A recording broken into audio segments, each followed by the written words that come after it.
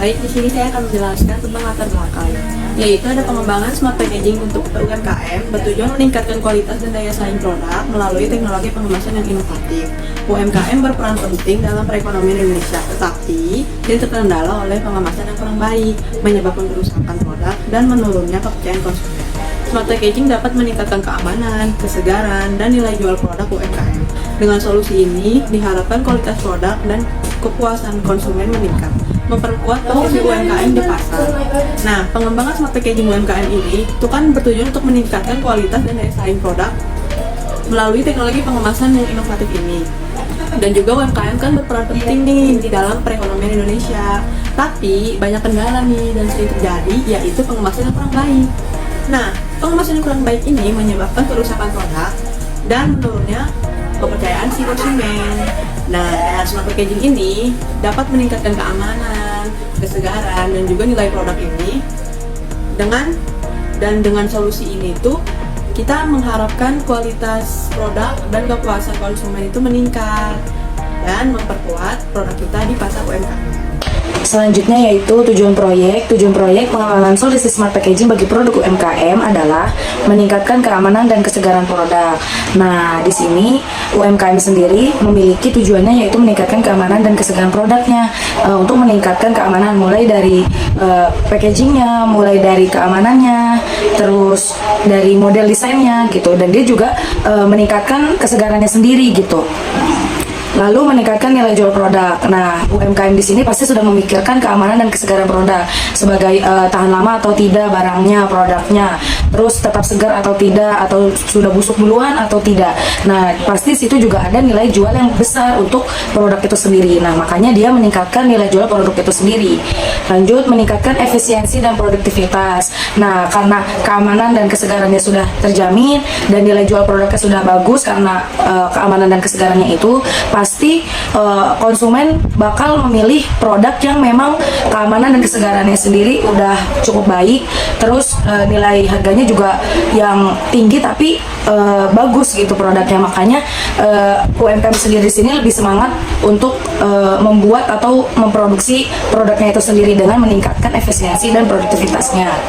Lanjut, meningkatkan kepuasan konsumen. Nah, kalau udah terjamin keamanannya, kesegarannya, terus produktivitasnya, pasti konsumen juga merasa puas atau merasa senang dengan produk apa atau barang yang mereka beli gitu. Karena mikirnya nilai jualnya kan gak terlalu murah nih, dia agak lebih meningkat, tetapi produknya itu bagus, tahan lama, terus kesegarannya juga terjamin, keamanannya juga terjamin, makanya itu bisa meningkatkan kepuasan konsumen. Lalu meningkatkan kompetitibilitas UMKM.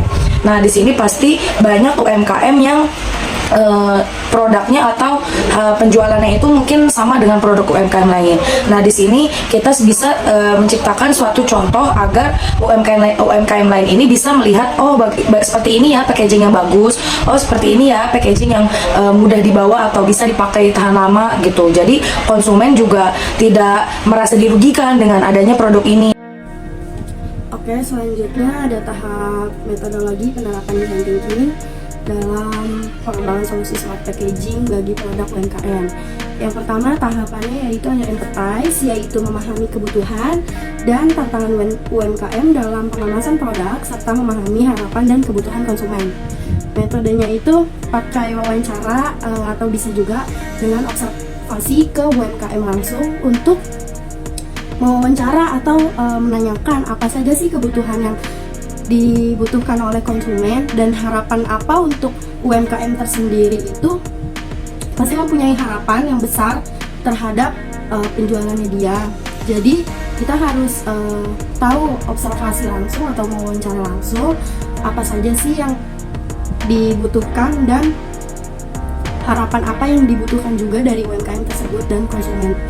Oke, selanjutnya yaitu ada tahap define, yaitu mendefinisikan masalah dan tujuan pengembangan solusi smart packaging bagi produk UMKM. Di sini metodenya menggunakan mengidentifikasi masalah.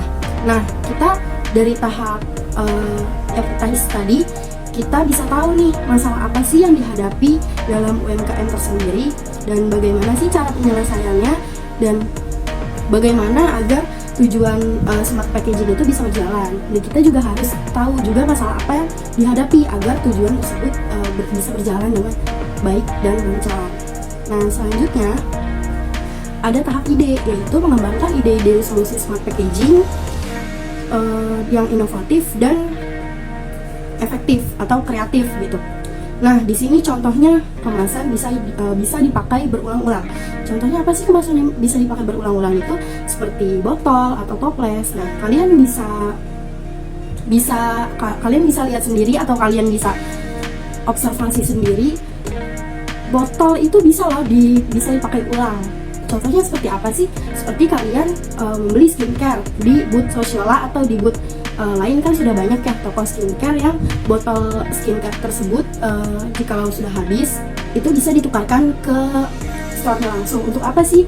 Untuk kita tuh bisa mendapat poin atau mendapat diskon gitu. Jadi kita kalau ingin membeli produknya lagi, kita sudah menukarkan kan botol yang sudah habis dan kita mendapat poin. Nah, nanti setelah kita membeli produknya tersebut lagi, kita bisa mendapat diskon dari poin tersebut gitu.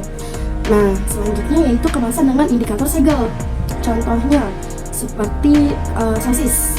Kalian tahu sosis yang harga 1000-an atau 2000-an di daerah kalian, yang sosis zaman dulu itu kan segelnya kuat banget gitu ya teman-teman.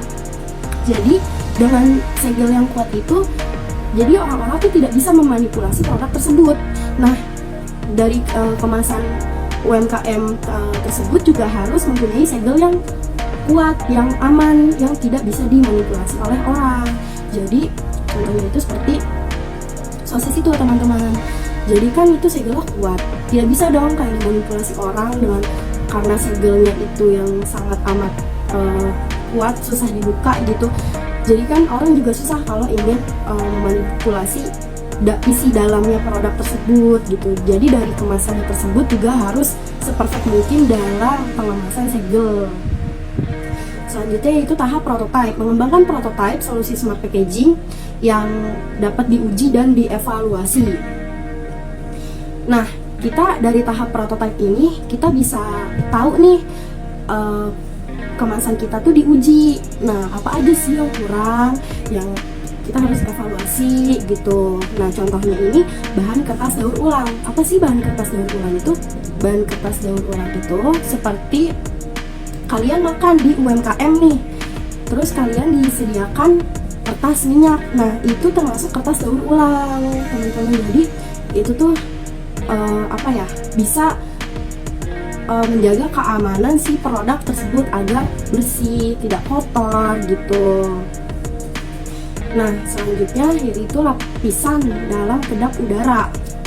Lapisan dalam kedap udara tuh contohnya produk gambar ini, kemasan ini termasuk kedap udara. Karena kenapa kedap udara? Nah, karena dia nih lapisannya juga plastik yang bisa udara tersebut tuh tidak bisa masuk ke dalam ini gitu teman-teman. Jadi kayak misalnya kita menyimpan makanan di sini atau bentuk produk, nah ini tidak akan kedap udara. Karena kenapa? Karena di tutupnya tersebut juga sudah di bahasa apa ya, zipper gitu ya, sudah di keratkan gini di zipper. Nah ini tidak akan kedap udara. Ini juga bisa loh di di vakum. Nah, di vakum ini juga bisa nih, kemasan ini tuh di vakum supaya apa sih? Supaya tahan lama. Nah, selanjutnya yaitu ada tahap tes, yaitu tahap pengujian, menguji solusi smart packaging yang dikembangkan untuk memastikan bahwa solusi tersebut memenuhi kebutuhan dan harapan UMKM dan konsumen. Kasih lihat nih produk kita, kemasan kita yang sudah kita buat itu kita kasih ke konsumen, apakah mereka suka atau tidak. Jadi kita juga dalam UMKM pasti membutuhkan yang namanya itu konsumen. Kenapa sih? Supaya kita sebagai konsumen tuh sebagai UMKM kita mendapat umpan balik dari konsumennya. Jadi konsumen itu bisa mengevaluasi apa saja sih yang kurang dari kemasan kita, dan kita juga bisa memberikan yang terbaik lagi kepada konsumen, mengubahnya lagi. Nah, selanjutnya yaitu masuk ke materi penerapan metodologi. Yang pertama, melibatkan UMKM dan konsumen dalam proses pengembangan solusi smart packaging. Nah, kan yang sudah saya jelaskan tadi, kita sebagai UMKM ini pasti membutuhkan apa yang namanya itu konsumen.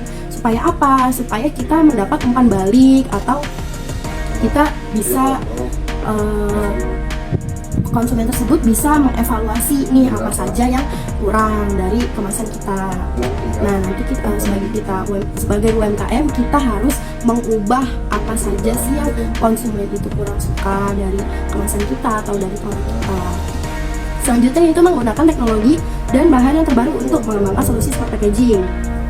Nah, jadi kita sebagai UMKM kita nggak pengen dong kemasan kita tuh jelek, kemasannya tuh sama kayak UMKM lain. Nah, kita tuh pengen mengupgrade dari segi bahan, kita harus lebih bagus gitu, dan dari desain kita bisa menggunakan teknologi untuk membuat desain. Kita mencari referensi kan banyak ya, di zaman sekarang tuh banyak referensi di TikTok, di Instagram, atau di Pinterest. Nah, itu banyak tuh desain-desain lucu. Jadi kita bisa menggunakan teknologi itu untuk smart packaging yang kita inginkan gitu. Nah, yang selanjutnya mengembangkan prototype solusi smart packaging yang dapat diuji dan dievaluasi. Nah, pastikan yang sudah saya jelaskan tadi, setelah kita membuat kemasan, pasti kita harus dong melakukan pengujian atau melakukan evaluasi dari kemasan tersebut. Supaya apa sih? Supaya aman gitu. Dan dengan menerapkan metode design thinking ini, metodologi design thinking ini, kita bisa mengembangkan solusi smart packaging dalam UMKM itu supaya dapat menghasilkan solusi yang inovatif, efektif, dan lebih efisien lagi gitu teman-teman. Dan selanjutnya yaitu masuk ke tahap empathize, apa yang and feel, apa masalah yang sering Anda hadapi dengan kemasan seperti ini. Kalian bisa lihat sendiri kemasan yang di sini itu banyak mendapat suara itu kurang menarik dan tidak dapat digunakan kembali. Nah, di sini aku punya nih gambar yang seperti contoh gambar di sini, teman-teman sekalian. Nah, di sini aku udah punya nih. Ini kurang menarik. Nah, kalian lihat sendiri kemasan seperti ini tuh tidak ada tutupnya, tidak ada gagarnya. Ini tidak ada desainnya. Ini juga kurang menarik ya. Jadi ini juga tidak dapat digunakan kembali juga. Karena kenapa sih? Kalian bisa lihat sendiri ini dengan bahan yang sangat amat mudah rusak gitu ya teman-teman. Kalau digunakan kembali kan tidak mungkin juga ya, karena memang dari segi bahannya juga gitu tidak bagus, tidak, bahasanya tuh tidak tahan lama gitu ya. Dia kalau diginiin juga gampang pecah, apalagi kalau ini tuh juga keamanannya juga tidak terjaga karena tidak ada tutupnya gitu. Selanjutnya yaitu C, yaitu jika ada kemasan produk lebih lama, karena apa Anda tertarik pada produk tersebut. Nah, di sini banyak yang menanyakan nih, jika ada kemasan produk yang lebih lama, konsumen tertarik apa sih gitu loh dengan kemasannya itu. Nah, di sini banyak yang memilih kemasan yang bisa digunakan atau yang bisa dipakai ulang gitu. Terus packaging yang menarik dan mengikuti tren-tren. Yang pertama, kemasan yang bisa digunakan. Nah, kalau kita membeli produk atau membeli barang, suatu barang gitu, minuman atau makanan, tetapi packagingnya ini bisa digunakan kembali. Nah, itu konsumen juga merasa diuntungkan karena tempatnya itu tidak hanya sekali pakai, tapi bisa berulang kali. Misal, kita dapat contoh tempat yang ember itu, dia packagingnya ramah di lingkungan, walaupun dia bahannya plastik tapi dia bisa dipakai ulang karena yang pertama bahannya bagus, yang kedua harganya juga cukup lumayan tinggi gitu, maksudnya tidak yang murahan gitu, bagus kualitasnya, dan di situ konsumen lebih suka gitu loh karena dia bisa digunakan atau bisa didaur ulang kembali gitu. Lanjut, packaging yang menarik. Nah, biasanya konsumen ini atau pembeli itu biasanya setiap mau beli sesuatu pasti melihat dari kemasannya. Kalau dari kemasannya sudah jelek, pasti konsumen punya pemikiran, oh berarti dari packagingnya aja jelek, gimana isinya gitu. Karena rata-rata konsumen itu memilih atau menjudge by cover gitu, atau melihat dari luarnya daripada dalamnya gitu. Walaupun dalamnya memang bersih tapi packagingnya yang kurang menarik atau kurang worth it atau yang mudah rusak, pasti konsumen tidak mau gitu. Jadi konsumen juga memikirkan kemasan yang packaging kemasan atau packaging yang lebih menarik agar konsumen juga lebih apa ya, kan biasanya kalau konsumen itu, kalau pembeli atau pengguna media sosial pasti memposting makanan atau minuman yang mereka inginkan. Nah, dengan adanya itu mereka juga senang gitu, oh packaging saya bagus nih, apalagi kalau banyak yang nanyain seperti itu. Lalu mengikuti tren-tren. Nah, seperti saya bilang tadi, produk itu kan ada di 2024. Dia pernah pernah menjadi sorotan publik, atau ya sorotan publik karena packagingnya yang bagus itu, kayak ember gitu, jadi lucu kan. Terus isinya juga walaupun dia jelly tapi banyak yang beli karena itu packagingnya tadi menarik, terus bisa digunakan kembali. Makanya rata-rata konsumen itu FOMO atau mengikuti tren yang ada seperti itu. Lanjut, here, apa yang Anda perhatikan dari kemasan produk nih?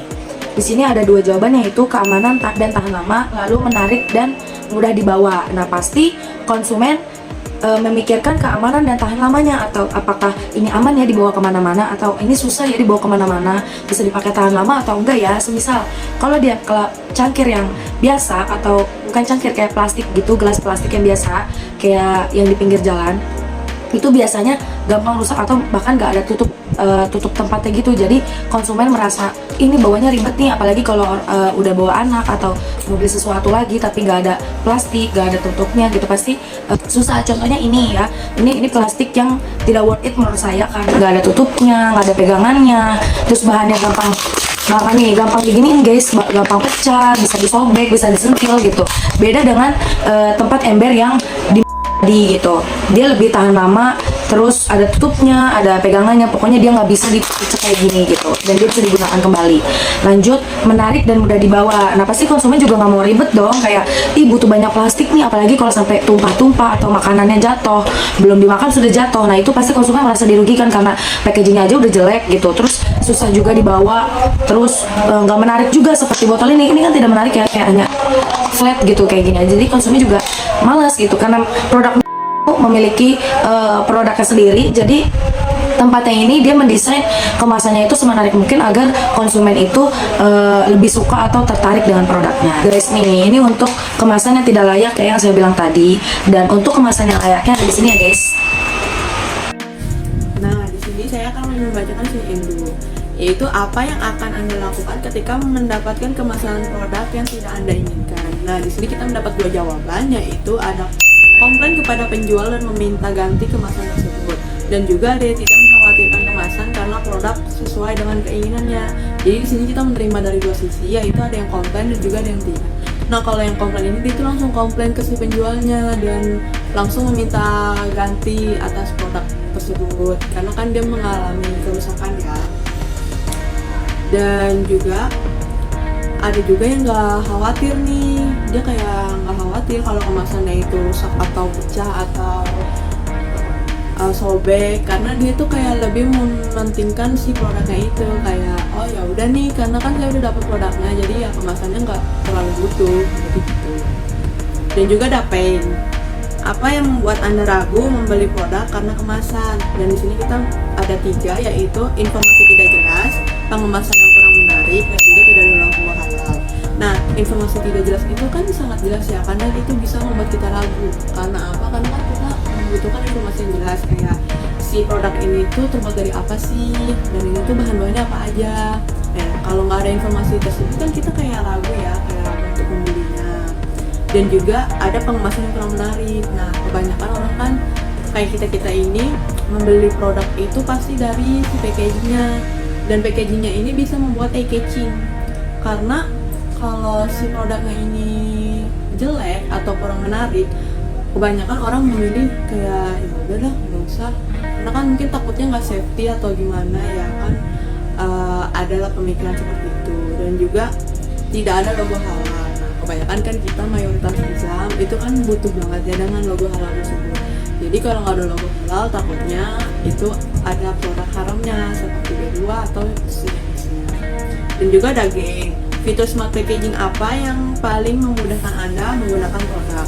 Yaitu ada yang mudah dibuka, simple dan menarik, dan reusable atau dapat digunakan kembali.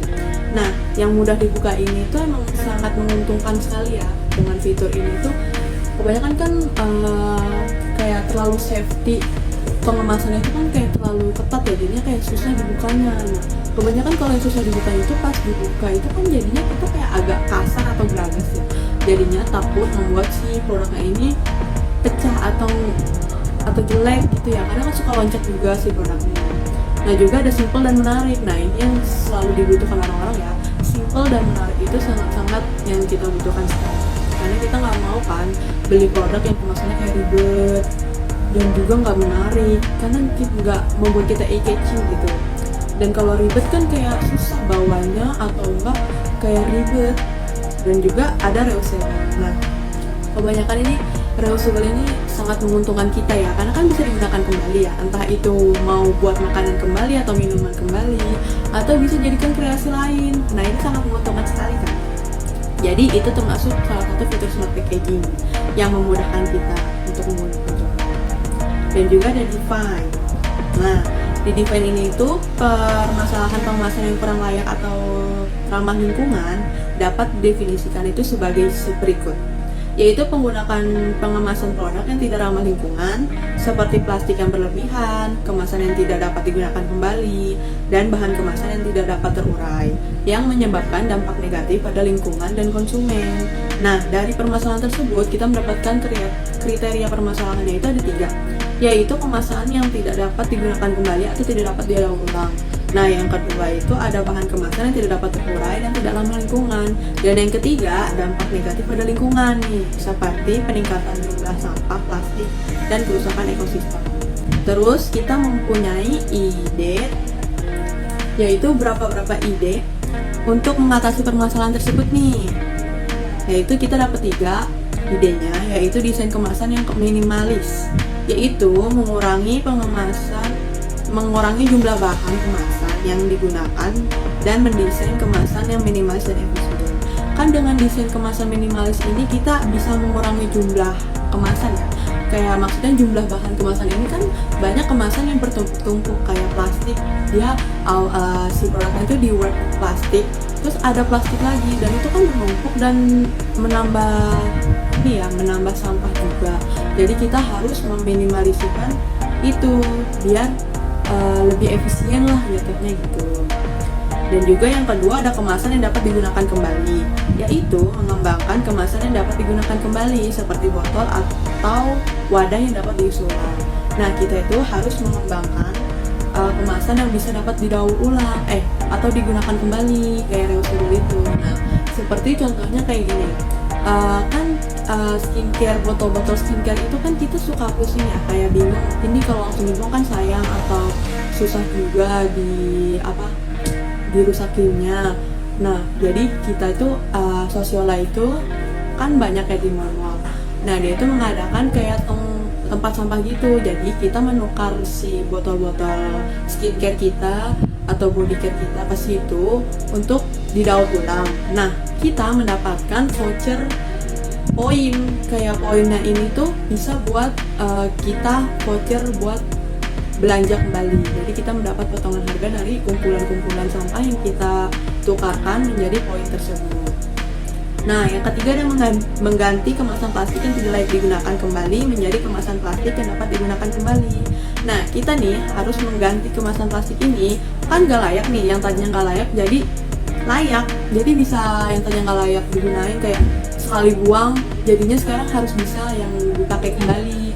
Kayak contohnya kan sekarang supermarket kayak Indomaret, Alfamaret, itu kan dulu kan tempat sampah, bukan tempat sampah, plastik kreseknya itu kan biasanya langsung buang aja.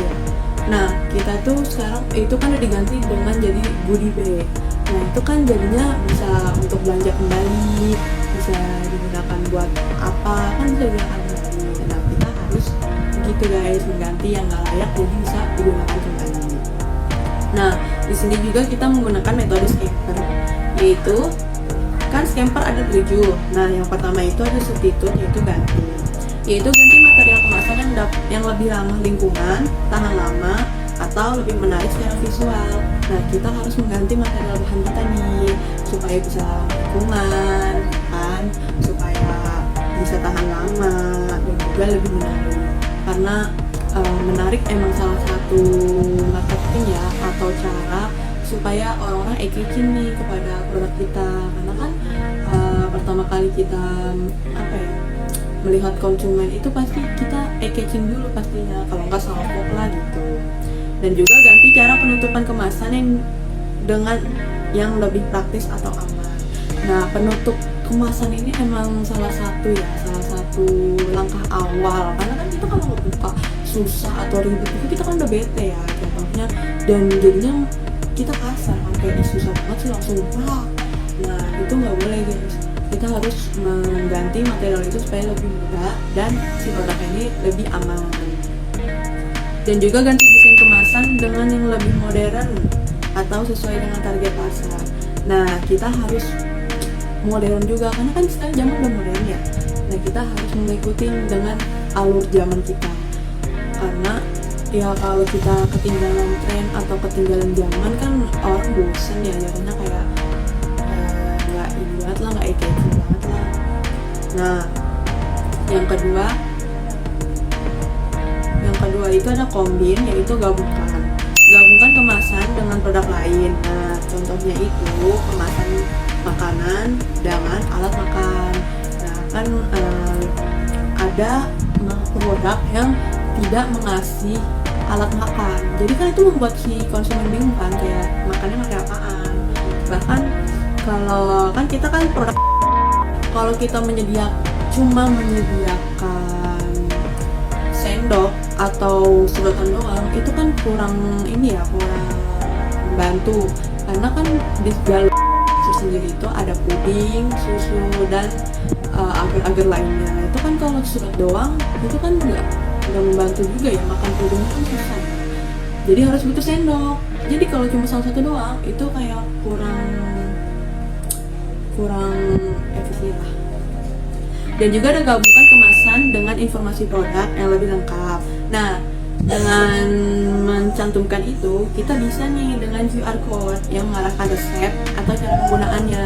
Jadi kalau misalkan kita mau mencari cara praktis untuk memberitahu informasi kepada konsumen kita cantumkan aja tuh QR code yang bisa mengasih tahu mereka kayak resep sama cara penggunaannya. Nah, itu kan sangat membantu sekali ya, karena cuma di scan doang langsung terlihat gitu. Dan juga ada gabungan kemasan dengan teknologi. Nah, contohnya sensor suhu untuk produk makanan segar. Nah, suhu sensor ini itu membantu sekali ya, karena kan sensor ini tersendiri tuh kayak mengetahui nih produk kita ini misalkan sehari lagi mau expired. Nah, itu dia bisa menguning, bisa berubah warna gitu guys, sensornya itu. Jadi itu sangat membantu kita sekali ya dalam hal kayak gitu. Dan juga yang ketiga ada adab, yaitu sesuaikan ukuran kemasan dengan kebutuhan produk atau target pasar. Nah, kita juga harus menyesuaikan nih ukuran kemasan kita sama produk kita. Kalau produk kita misalkan terlalu banyak atau bisa diistilah full gitu, nah kita harus menyesuaikan nih si kemasannya supaya tidak terlalu ngepres, karena kalau terlalu ngepres itu bisa mengalami kerusakan dalam hal si produk itu, karena kalau terlalu full kan itu suka menyerap atau jatuh. Nah, yang kedua ada sesuaikan desain kemasan dengan tema produk atau brand UMKM. Nah, kita harus menyesuaikan nih desain kemasan kita dengan tema produk yang kita ambil. Jadi dengan tema itu kan kita kan bisa membuat orang eye-catching ya, kayak tersendiri kita membuat stiker orang lagi makan es krim, lagi makan gitu dengan wajah yang gembira. Nah, itu kita melambangkan itu. Dan juga disesuaikan kemasan agar mudah digunakan oleh berbagai kalangan. Nah, contohnya itu kemasan untuk anak-anak atau lansia. Nah, kita juga harus bisa menyesuaikan ya kemasan kita supaya bisa mudah nih digunakan oleh yang lansia, muda maupun remaja atau anak kecil, supaya tidak ada konflik gitu ya. Nah, terus yang keempat itu ada modify, yaitu modifikasi. Ubah bentuk kemasan kemasan agar lebih unik dan menarik. Nah ini nih salah satu membuat kemasan packaging nih kepada produk kita, yaitu kita harus mengubah nih si kemasannya lebih unik dan menarik. Karena siapa sih yang gak tertarik dengan produk atau kemasan yang menarik? Karena kan yang sekarang, apalagi zaman sekarang ya, kayak zaman sekarang tuh dikit-dikit yang lucu langsung wah aku tuh lucu, kepo nih, kan kebanyakan kepo dari itu bisa salah satunya. Dan juga ubah warna kemasan agar lebih mencolok atau sesuai dengan target pasar. Nah, warna juga bisa membuat packaging nih. Nah, contohnya yang sering kita jumpai atau kita temui yaitu Indomaret atau apa. Nah, Indomaret sendiri kan itu ada warna yang ikonik banget ya, sama merah, kuning, biru. Nah, bahkan dari kejauhan pun kalau udah melihat warna tersebut kita udah tahu nih, oh di depan ada Indomaret. Nah, itu bisa tuh salah satunya kayak kayak gitu. Nah, dan juga ada ubah cara membuka kemasan agar lebih mudah. Nah, memang membuka kemasan itu kan first step ya dalam mengunboxing kalau kita bilang mah gitu. Nah, kita harus lebih mudahkan lah. Jangan terlalu menyulitkan, karena kalau membukanya aja udah sulit, gimana dalamnya? Ya kan, takutnya kan dalamnya kacak-kacakan atau rusak. Nah, kita harus lebih mudah dalam si membuka kemasan itu. Dan juga yang kelima, ada put to other use, yaitu gunakan untuk tujuan lain. Nah, setelah produk habis, kemasan bisa digunakan untuk menyimpan barang lain. Nah, jadi kita kalau si produknya habis, kan masih ada kemasannya nih, packagingnya.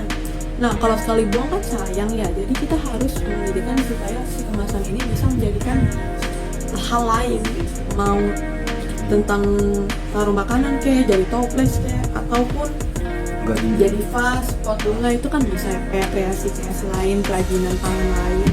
Nah, kita harus kayak gitu. Dan juga kemasan bisa didaur ulang menjadi produk lain. Nah, itu contohnya ya. Jadi kita bisa mendaur ulang nih, kayak biasanya kan tangan gatel nih mau bikin kreasi atau apa, ada prakarya. Nah, itu bisa tuh, kita harus menyediakan nih kemasan ini, oh bisa jadiin hal lain. Dan juga kemasan bisa menjadi media promosi produk lain dari UMKM. Nah, dengan si produk ini yang bisa jadi apapun, kayak ya tadi yang kita jelaskan, itu bisa nih kita jadi menginspirasikan UMKM lain supaya si packaging mereka itu sama, bisa mereusirkulkan juga.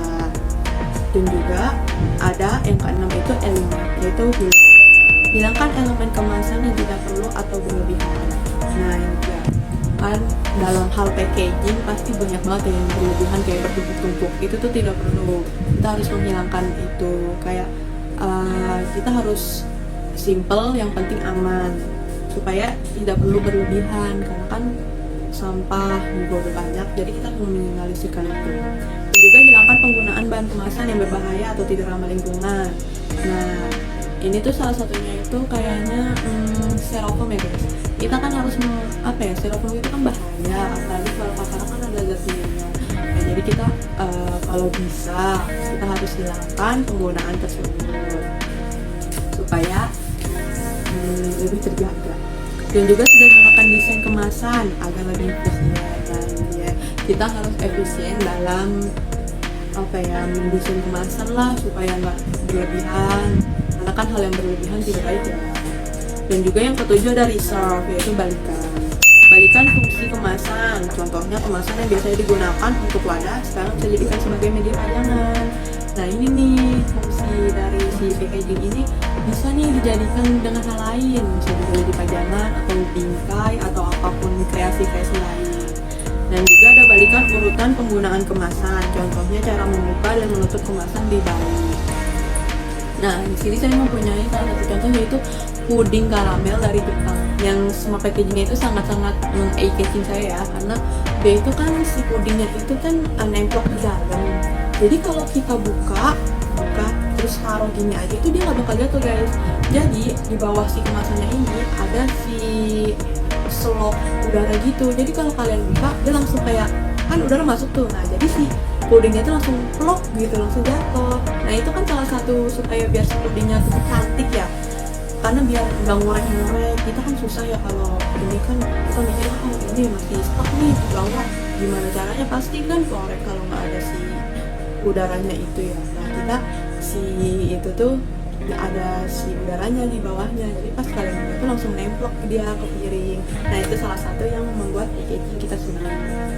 Dan juga ada balikan desain kemasan agar terlihat lebih unik dan menarik. Oke, selanjutnya masuk ke tahap prototype. Dari ide yang sudah terpilih, yaitu desain kemasan yang minimalis, mengurangi jumlah bahan kemasan yang digunakan, dan mendesain kemasan yang minimalis dan efisien. Nah, yang seperti kalian lihat, kalau kalian mendapat packaging atau kemasan yang terlalu berlebihan, itu menurut kalian itu enak nggak sih dilihatnya? Enggak kan? Karena kenapa? Karena dia dari kemasan tersebut tuh bisa mengganggu si keestetikan produk tersebut. Jadi produk tersebut tuh kalah dengan kemasannya karena kemasan yang terlalu berlebihan secara desain atau secara desain gambarnya atau secara desain si kemasannya gitu. Jadi bisa mengganggu produk yang ada di dalamnya. Jadi produk tersebut tidak dapat terlihat nih dengan jelas bagaimana sih warna dari produk tersebut, bentuk dari produk tersebut gitu. Jadi kita bisa menggunakan atau membuat kemasan itu seminimalis mungkin supaya juga lebih efisien aja gitu. Nah, bahan yang minimalis ini juga bisa menggunakan lebih sedikit bahan secara keseluruhan, menggunakan bahan daur ulang atau yang dapat didaur ulang. Nah, yang dapat didaur ulang bisa juga nih kita menggunakan botol plastik ya. Botol plastik itu kita bisa menggunakan lagi untuk diproses lagi untuk menjadi botol plastik lagi. Jadi kita bisa menggiling botol plastik tersebut atau melelehkan botol plastik tersebut, nanti kita diamkan dan kita cetak lagi menjadi botol supaya itu tuh bisa daur ulang tersebut tuh bisa dipakai gitu, tidak dibuang, jadi bisa digunakan kembali. Nah, tujuannya apa sih? Tujuan kemasan ini untuk mengurangi dampak lingkungan juga, karena kan sampah-sampah juga udah mulai banyak ya, jadi kita harus punya ide untuk ini tuh tidak dibuang tetapi digunakan lagi untuk sebagai ide-ide yang lain gitu. Nah, kemasan yang tidak banyak kemasan yang efisien juga bisa melindungi produk yang ada di dalamnya yang sudah saya jelaskan tadi. Kalau kemasan tersebut banyak desain yang tidak masuk akal, jadi produk tersebut itu tidak terlihat gitu keestetikan produk tersebut. Dan dengan kemasan yang biasa aja desainnya itu juga bisa melindungi produk yang ada di dalamnya. Yang penting produk di dalamnya itu terlindungi gitu. Nah, selanjutnya di sini saya akan menjelaskan bagaimana cara pembuatan gelas plastik. Jadi bahan utamanya yaitu biji plastik nih yang ada di sini, biji plastik. Jadi kita bisa menggunakan bahan yang lebih efisiennya itu, yang lebih bersihnya itu kita pakai biji plastik. Nah, selanjutnya proses kedua itu biji plastiknya tersebut dimasukkan ke dalam hopper atau bak penampung. Nah, bak penampung ini gunanya untuk menampung biji-biji yang biji-biji plastik yang tadi sudah dimasukkan ke dalam hopper ini. Nah, selanjutnya tahap selanjutnya yaitu dari hopper itu nanti ada mesin ada di sini, pokoknya ada mesin panjang. Nah, ini kalian lihat mesin panjang ini tuh yang dari hopper tadi ini bisa dimasukkan ke dalam mesin ini tuh secara bertahap, jadi beruntun gitu teman-teman. Nah, jika sudah dimasukkan ke dalam ini namanya tuh pemanas barel, dan ini pemanasnya itu kita membutuhkan suhu 230 sampai 235 derajat Celcius yang terdiri dari 6 sekat barel. Nah, kalian lihat sendiri di sini, ini yang tadinya di dalam bak ini, nah biji tersebut tuh sudah berjalan ke barel tersebut, ke barel ini. Nah, selanjutnya di barel tersebut kan dilelehkan ya. Nah, selanjutnya yaitu tahap yang sudah dilelehkan itu seperti ini. Nah, itu yang dilelehkan di dalam barel itu dikeluarkan dari mesin dingin menjadi lembaran cair seperti ini nih, lembaran cair ya, dan dicetak yang didinginkan di kalender pendingin untuk dijadikan lembaran plastik. Nah, dia dari biji plastik tersebut yang sudah dilelehkan itu menjadi sebuah lembaran plastik gitu. Nah, itu harus didinginkan juga di kalender pendingin. Supaya apa sih? Supaya lembaran tersebut tuh tidak rusak. Nah, itu tuh supaya juga rata lembarannya itu, tidak ada yang belok-belok gitu. Jadi rata, lurus semua gitu. Nah, setelah sudah dingin, ini kita bisa mengukur sesuai dengan kebutuhan kita yang kita inginkan. Kemasan kita tuh mau ukurannya mau seberapa. Nah, ini kita ukur nih. Jadi lebarnya itu disesuaikan sama ukuran kebutuhan packaging yang kita inginkan gitu. Nah, setelah sudah diukur kan sudah berbentuk lembaran plastik, tetapi sudah diukur gitu dengan sesuai kebutuhan kita, lalu digulung menjadi setup untuk dicetak. Nah, pokoknya ada gambaran nih gulungan ini. Nah, ini digulung lembaran plastiknya gitu. Setelah itu, selanjutnya itu di tahap cetakan gelas plastik tersebut gitu. Yang namanya ini menggunakan mesin thermoforming. Nah, itu prosesnya itu di situ sudah ada cetakan untuk gelas plastik. Jadi yang lembaran plastik tadi itu kalian masukkan ke mesin thermoforming ini, lalu mesin tersebut tuh sudah bisa mencetak gelas plastik gitu. Nah, sekali cetak itu dia menghasilkan 35 cup cetakan. Jadi di dalam mesin tersebut tuh sudah ada 35 cetakan cup. Nah, tinggal di jig aja gitu teman-teman. Jadi sudahlah muncul gimana itu gelas plastik yang kita inginkan gitu. Dan selanjutnya yaitu ada tahap kipas konveyor. Nah, ini kalian bisa lihat sendiri,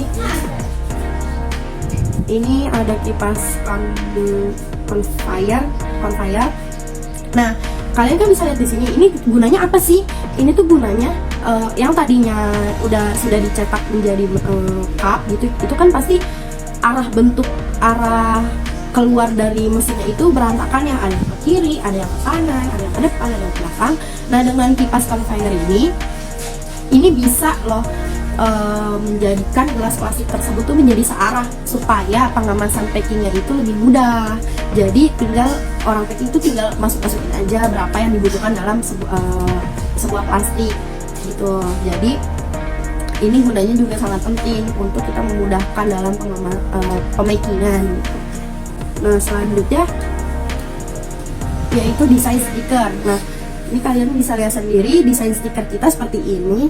Ini tuh kita mendapat desain stiker ini dari referensi yang sudah kami cari di Pinterest gitu. Jadi kami menggunakan stiker ini tuh langsung gitu ya, tidak ada editan apa-apa lagi. Karena kenapa kita memakai stiker tersebut? Karena menurut kami itu stiker tersebut itu masuk dengan konsep UMKM kita, yaitu produk itu seperti produk jelly gitu ya, mungkin jadi terlihat kayak menurut kita cocok nih gitu. Nah, setelah dari tahapan prototype, kita mendapatkan hasil dalam proses pengolahan pembuatan wadah dan produk UMKM, yaitu wadah yang bisa tahan lama dan mempunyai desain yang cantik dan unik. Nah, di sini ini hasil dari tahap prototype kita, yang dimana gelas plastik tersebut juga itu bisa tahan lama. Karena kalian lihat sendiri di gambar ini tuh gelas plastiknya tuh mempunyai desain yang bagus karena ada gagangnya gitu. Ini juga bahannya tuh tidak gampang rusak, jadi ini bisa digunakan kembali. Nah, ini desain stiker juga yang kita sudah lihat dari referensi Pinterest. Oke, selanjutnya masuk ke tahap tes pengujian solusi. Yang pertama, pengujian keamanan. Jadi kan setiap produk pasti kemasannya itu ada yang kurang aman. Nah, kita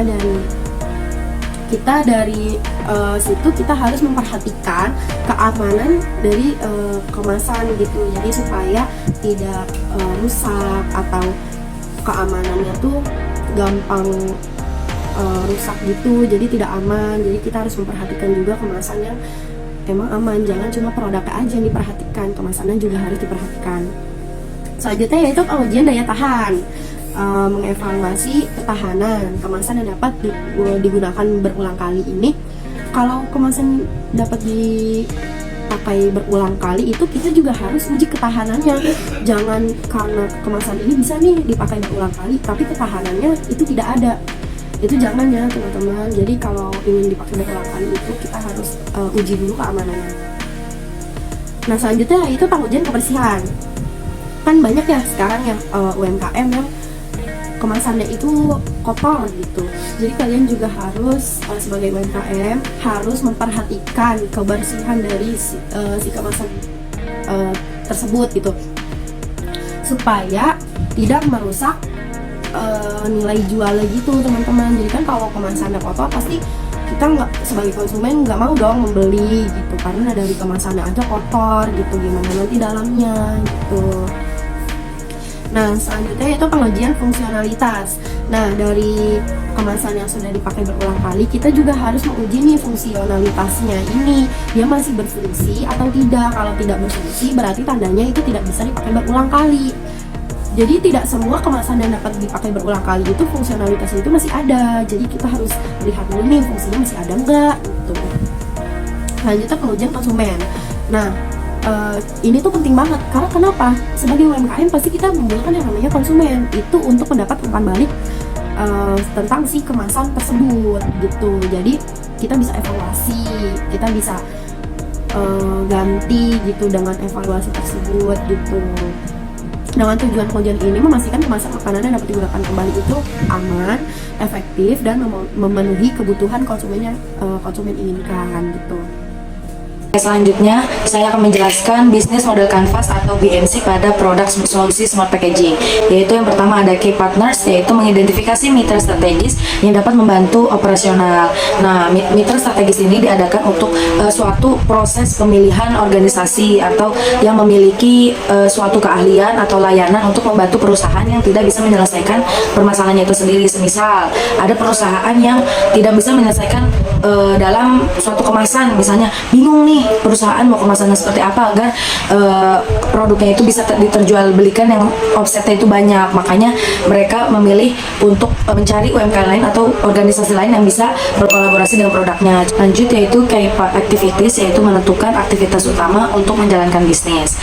Nah di sini pasti UMKM sudah memikirkan nih aktivitas utama apa ya yang harus dijalankan pada perbisnisan ini, yaitu di sini ada penelitian dan pengembangan produk.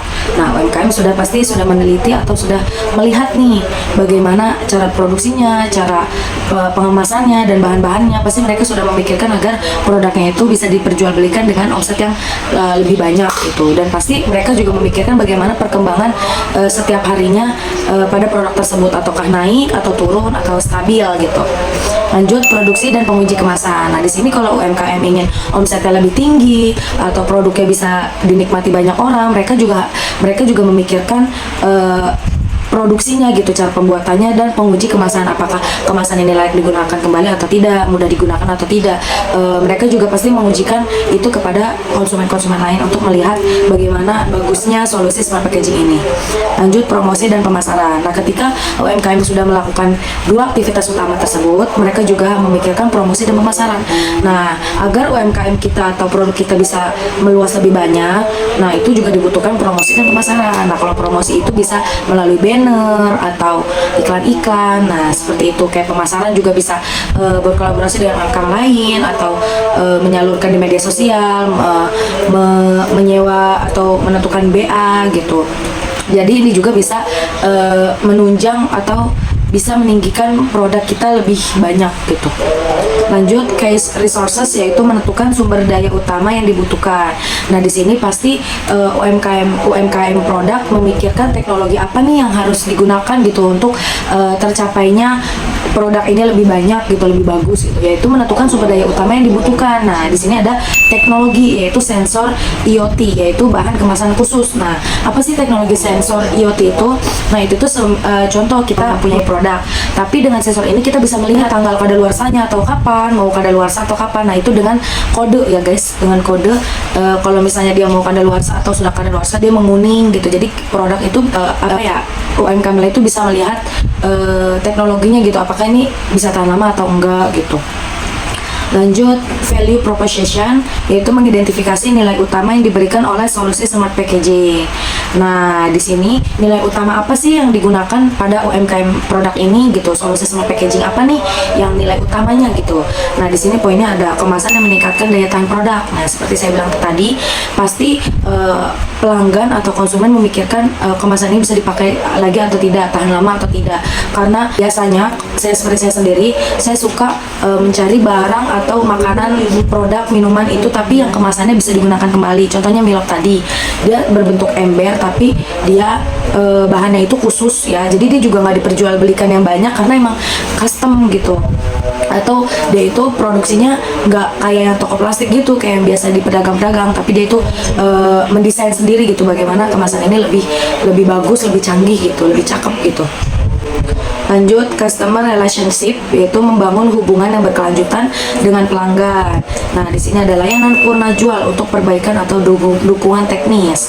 Nah, agar produk kita lebih bagus, lebih baik, lebih maju, nah kita juga harus membutuhkan hubungan yang baik terhadap pelanggan atau konsumen tersebut. Contohnya, jika ada yang membeli produk kita atau membutuhkan layanan kita harus melayani dengan ramah, baik hati, tidak dengan muka yang jutek, marah-marah atau cetus. Nah, karena konsumen sendiri jika ingin membeli barang atau produk, mereka juga melihat pelayanannya. Kalau pelayanan yang pertama lama, mukanya judes, suka marah-marah, pasti konsumen juga kayak kurang tertarik, kok saya mau beli malah diginiin gitu, bukannya saya dilayani dengan baik malah saya dijudesin, diomel-omelin, maka konsumen juga nggak mau beli lagi gitu. Tapi kalau kita melayani pelanggan dengan sepenuh hati, dengan baik, ramah, misal mengeluarkan senyuman gitu, pasti konsumen tertarik nih dengan produk apa yang kita jualkan atau yang kita berikan gitu. Lanjut, ada channels, yaitu mengidentifikasi cara terbaik untuk menjangkau pelanggan. Nah, di sini UMKM sendiri juga semestinya atau seharusnya memiliki channels, yaitu media sosial. Contohnya menjualkan produk kita di media sosial, contohnya TikTok Shop, Lazada, Shopee, Tokopedia, GrabFood kayak gitu. Jadi konsumen bisa mencari-cari nih kalau misalnya mereka bingung mau beli apa. Nah, dia bisa cari di e-commerce itu gitu, di toko-toko yang kita taruh di media sosial tersebut. Nah, di sini ada promosi melalui media sosial. Nah, dengan adanya promosi di media sosial, contohnya kayak di Instagram, TikTok, pasti konsumen atau pelanggan bisa mencari lebih cepat gitu. Misalnya tempatnya kurang strategis, tapi dengan adanya ditaruh di media sosial ini, mereka bisa menemukan tempat atau produk tersebut. Lanjut, customer segment, yaitu menentukan target pasar yang paling sesuai, yaitu ada UMKM makanan dan minuman yang membutuhkan kemasan yang inovatif. Nah, di sini UMKM sendiri memiliki target pasar, semisal orang-orang yang memang dibutuhkan untuk menjalankan bisnisnya gitu. Kayak misalnya dia butuh dukungan dari pelanggan atau konsumen, terus dari tempatnya itu strategis atau tidak gitu. Bisa ditinjau apa tidak, bisa dilalui oleh motor, mobil, sepeda, atau emang bagaimana gitu. Pasti mereka juga menentukan target pasar yang memang pas untuk produknya tersebut agar menciptakan penjualan atau pendapatan yang lebih luas. Lanjut, ada cost structure, yaitu mengidentifikasi dan memanage biaya utama. Di sini ada 2 poin, yaitu biaya produksi dan pengadaan bahan baku dan biaya pemasaran dan distribusi. Nah, di sini juga UMKM harus memanage budget yang digunakan ini worth it atau tidak, atau malah merugikan gitu. Harus bisa menguntungkan kalau bisa gitu. Dia harus memikirkan biaya produksinya nih berapa, jangan hanya mengeluarkan uang saja tetapi tidak berdampak apa-apa, sudah mengeluarkan duit banyak tapi produk tidak terjalankan atau tidak maju gitu. Nah, kita juga harus bisa memanage biaya produksi kita, misal dari pembuatannya, terus dari bahan-bahan bakunya, terus dari bahan penyewaan atau segala apapun. Mereka juga harus memanage biaya tersebut. Lanjut, ada biaya pemasaran dan distribusi. Nah, seperti saya bilang tadi, kalau misalnya kita ingin produk kita dilebar luaskan, itu kan pasti ada pemasaran ya, berbagai UMKM lain atau tempat lain gitu, atau di media sosial. Nah, itu pasti memerlukan budget atau uang yang cukup gitu untuk mengembangkan produknya ini. Lanjut, ada ada revenue stream, yaitu mengidentifikasi sumber pendapatan. Nah, di sini ada penjualan langsung kemasan pintar dan layanan berlangganan untuk pembaruan teknologi. Nah, di sini penjualan langsung kemasan pintar nih. Nah, biasanya UMKM ini melebihkan pendapatan itu pada kemasan produknya itu sendiri. Semisal ada yang UMKM yang menjual makanan, tapi kalau bisa kita lihat bahan bakunya tidak terlalu mahal. Tapi kenapa bisa mahal? Karena packagingnya itu bisa dipakai kembali, lebih ramah lingkungan, terus tidak repot dibawa kemana-mana. Jadi biasanya UMKM ini ada beberapa yang menaruh pendapatan lebih itu pada kemasan tersebut gitu, daripada makanannya atau minumannya atau produknya. Lanjut, layanan berlangganan untuk pembaruan teknologi. Nah, di sini pasti kalau kita ingin produk kita itu terlaku dengan banyak gitu, pasti dia kan memiliki iklan gitu ya. Nah, di sini juga harus melihat pendapatan yang ada pada pembaruan teknologi ini gitu. Jadi dia harus berlangganan membayar suatu iklan tersebut. Nah, biasanya kalau misalnya nih kita udah mengeluarkan uang untuk promosi pada produk kita, nah itu biasanya kan orang ada yang sayang nih uangnya, mendingan saya tabung aja, mendingan saya simpan aja. Tapi ada beberapa UMKM atau lebih banyak dia menggandakan, misalnya mereka rela membeli suatu layanan langganan gitu, tetapi bisa balik modal gitu. Misalnya dia mengeluarkan uang berapa belas juta, misal 10 juta, tapi ternyata dengan pembayarannya itu, dengan pembayaran pada langganan berbayarnya itu, dia timbal balik, bahkan bisa lebih melipat gandakan. Misal kita ngeluarin 10.000 ternyata 10 juta, tetapi ternyata pemasukan bisa mencapai omset 20 juta atau bahkan lebih. Nah, itu biasanya pendapatan dari layanan berlangganan seperti itu. Selanjutnya yaitu masuk ke tahap SWOT, analisis SWOT. Nah, di sini ada strength. Yang pertama, inovasi teknologi meningkatkan nilai produk. Nah, dengan inovasi yang sudah kita lakukan dari teknologi, dari berbagai inovasi lain, dari inovasi dari UMKM lain juga, kita tuh terinspirasi dari UMKM lain supaya pengemasan produknya ini bisa jauh lebih bagus lagi daripada UMKM yang lain yang produknya itu masih gitu kemasannya. Nah, itu juga bisa meningkatkan nilai produk. Karena kenapa? Karena kita mengupgrade kemasan, kan berarti kita juga bisa meningkatkan nilai produk tersebut dong gitu. Nah, selanjutnya fokus pada keberlanjutan menarik konsumen modern. Nah, dengan kemasan yang modern itu, dengan kemasan modern yang sudah di-upgrade menjadi lebih baik, itu kan keberlanjutan gitu ya, maksudnya bisa menarik konsumen itu bisa lanjut gitu, tidak cuma menariknya itu cuma beberapa saat gitu, tapi itu bisa keberlanjutan. Karena banyak UMKM lain tuh yang belum mengupgrade kemasan gitu ya teman-teman, apalagi produk ini kan produk baru ya, yang emang dimana tuh itu dessert. Banyak orang yang suka dengan minuman dessert gitu, apalagi ini unik. Nah, itu bisa menarik konsumen gitu. Itu juga makanan atau kemasannya itu juga udah modern gitu, udah di-upgrade. Nah, selanjutnya meningkatkan citra dan daya saing UMKM. Nah, yang sudah saya jelaskan bahwa UMKM lain itu masih banyak yang belum mengupgrade kemasannya itu menjadi lebih baik, menjadi tahan lama, menjadi bisa dipakai berulang. Nah, dengan UMKM kita yang sudah mengupgrade kemasan ini juga bisa meningkatkan daya saing UMKM kita tuh bisa lebih naik gitu, daya saingnya tuh jadi yang lain tuh masih apa ya, ibaratnya masih tradisional, kita sudah modern gitu. Itu meningkatkan citra UMKM kita juga gitu. Nah, selanjutnya masuk tahap opportunities, yaitu permintaan pasar terhadap kemasan inovatif meningkat. Nah, dari kemasan kita yang sudah modern ini, permintaan pasar terhadap kemasan kita juga meningkat gitu, karena inovasi kita kan juga termasuknya bagus ya. Nah, itu permintaan pasarnya juga bahkan bisa meningkat gitu. Selanjutnya yaitu dukungan pemerintah untuk inovasi UMKM. Nah, dengan UMKM yang sudah mengupgrade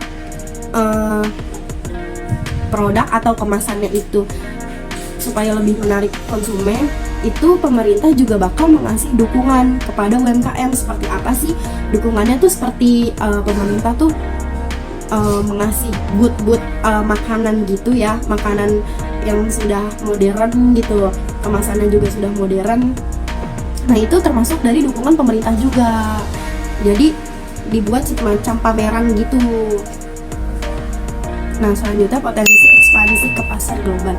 Nah dengan produk kita sudah dilihat oleh masyarakat lain, masyarakat luar, pasti kan kita juga sebagai UMKM juga menggunakan yang namanya teknologi.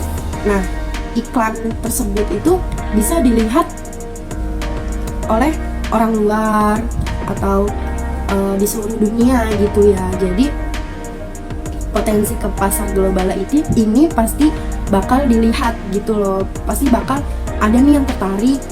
Nah itu juga bisa menghasilkan potensi untuk ke pasar global gitu. Di sini saya akan membacakan weakness. Nah, weaknessnya itu ada tiga, yaitu biaya produksi tinggi. Nah, karena smart packaging ini membutuhkan biaya yang tinggi, jadi itu salah satunya, yaitu membuat pengeluaran biaya kita lebih banyak. Dan juga ada keterbatasan sumber daya di UMKM dan kesadaran pasar yang masih rendah. Kan UMKM ini masih sadarnya itu sebenarnya sadar, cuman kayak nggak mau ngelakuin ya karena itu biayanya kan mahal ya. Jadi dia makanya yang simple aja mungkin ya, yang kayak sekali pakai. Cuman kalau bisa kita harus sadar nih, oh sampah udah banyak, kita harus menggunakan packaging yang reusable, digunakan kembali. Kita harus menyadarkan itu ya. Dan juga tricks-nya itu ada persaingan dari perusahaan besar.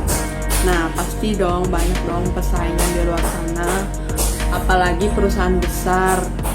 Nah kita harus memberantas itu semua. Dan juga ada resistensi UMKM tradisional terhadap teknologi baru. Nah itu dia, UMKM tradisional kan kurang ya, maksudnya masih belum banyak yang bisa teknologi baru. Nah, kita harus bisa mengajarkan supaya mereka bisa lebih upgrade dan bisa meminimalisirkan si sampah tersebut. Dan juga ada ketergantungan pada bahan atau teknologi impor. Nah ini juga kita bisa bergantungan ya, berketergantungan pada bahannya, bahkan bisa impor sama teknologi impor gitu. Hasil dan dampak yang dihasilkan oleh solusi smart packaging bagi produk UMKM. Di sini ada hasilnya, yaitu meningkatkan nilai produk dengan produk terlihat lebih profesional dan berkualitas, meningkatkan daya tarik di pasar. Nah, dengan meningkatkan nilai produk, di sini hasilnya bisa terlihat lebih profesional dan berkualitas nih. Bagaimana produk kita itu bisa dikenal oleh banyak orang dengan kualitas yang baik dan profesional, dan memastikan daya tarik di pasar yang lebih banyak. Selanjutnya, meningkatkan penjualan. Kepercayaan konsumen terhadap produk UMKM meningkat, berujung pada pertumbuhan penjualan. Nah, di sini kita produk juga memiliki hasil yang bagus, yaitu konsumen memiliki kepercayaan terhadap produk UMKM yang telah dibeli atau yang sudah diedarkan kepada konsumen. Jadi konsumen ini sudah mempercayai UMKM yang menjual produk tersebut. Oke, selanjutnya ada akses ke pasar global, yaitu produk dengan kemasan inovatif lebih mudah diterima di pasar internasional. Nah, kita bisa lihat ya bahwa pasar internasional sendiri dia memilih kemasan produk yang lebih menarik dan bisa digunakan kembali daripada produk-produk yang memang kurang berkualitas atau tidak inovatif gitu. Jadi pasar internasional lebih memilih produk yang lebih tergunakan dan inovatif. Nah, di sini ada dampak, yaitu dampaknya adalah ekonomi, membuka peluang kerja baru di sektor produksi, kemasan, dan teknologi. Nah, dampaknya apa? Nah, di sini ada ekonomi, bisa membuka peluang pekerjaan ya di sektor produksi, kemasan, dan teknologi. Dengan adanya teknologi ini membuka peluang pekerja nih, banyak yang ingin bekerja di sektor produksi dan teknologi. Lanjut ada lingkungan, yaitu mendorong pengurangan limbah dengan menggunakan kemasan yang lebih ramah lingkungan. Nah, di sini juga bisa mengurangi limbah-limbah atau sampah-sampah yang beredar di sungai, laut yang tidak bisa dijangkau oleh masyarakat. Karena dengan produk ini, dengan kemasan ini, kita bisa mengurangi limbah-limbah sampah yang hanyut pada sungai-sungai atau laut-laut yang bisa mencemarkan kebanjiran seperti itu.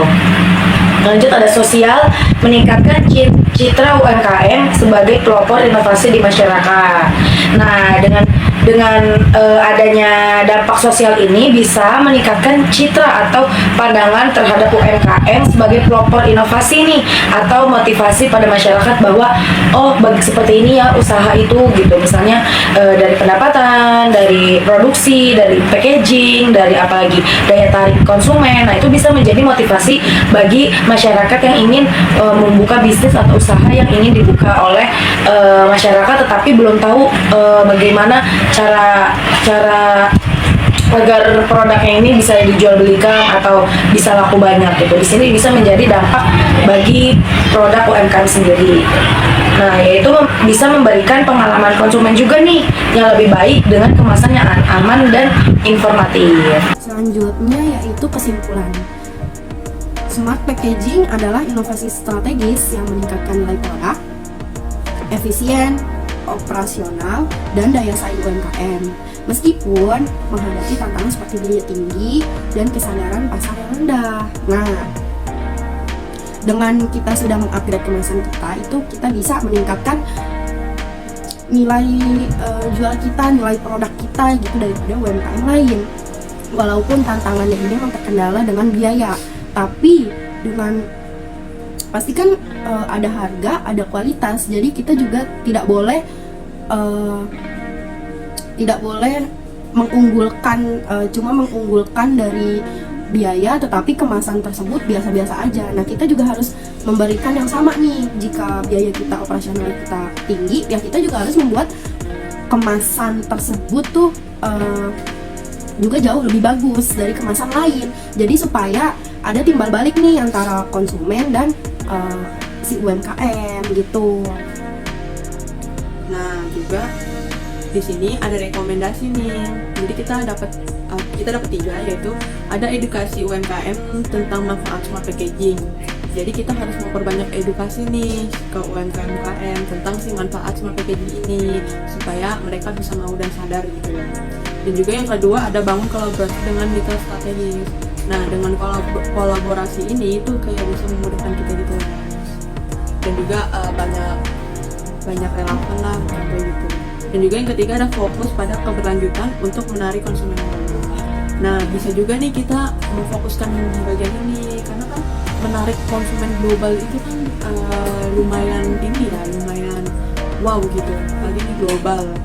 Itu bisa tuh rekomendasi kita. Apalagi sekarang udah banyak teknologi ya kayak online, e-commerce atau yang lain.